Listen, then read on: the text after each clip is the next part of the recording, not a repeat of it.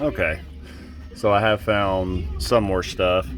You probably could use a suspension overhaul by now, which a lot of vehicles even just kind of recommend this much mileage as well. But here's what I saw that where I really suggest that. Yeah, you can kind of see it there.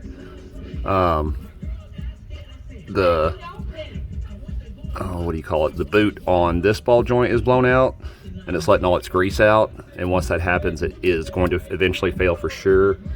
And the bottom ball joint is looking to be about the same story. This boot just going to crap.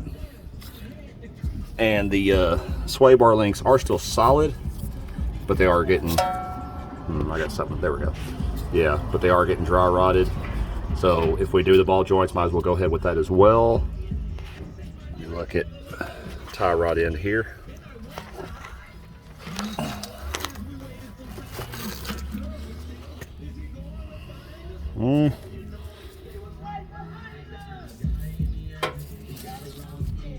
Tie rod end looks like it is still good, so I'd suggest leaving that alone. Now, one thing they also recommend, and yeah, looking at bushings and stuff, I imagine it probably is, would be shocks and springs by this point.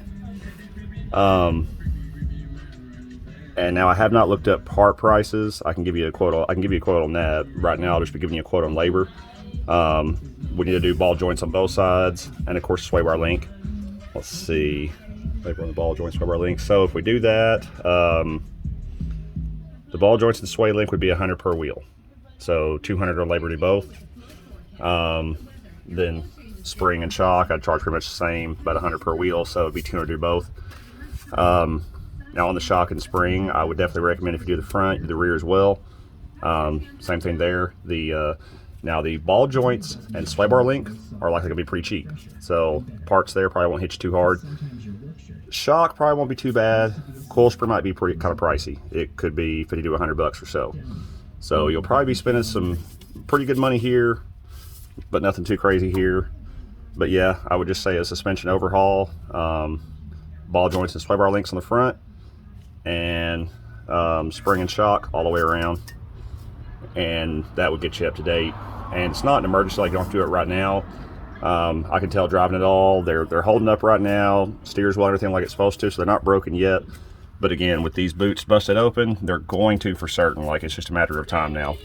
This is what keeps the grease in it to keep it lubricated and everything. So once that's come out, it's going to dry out, rot up, get locked up.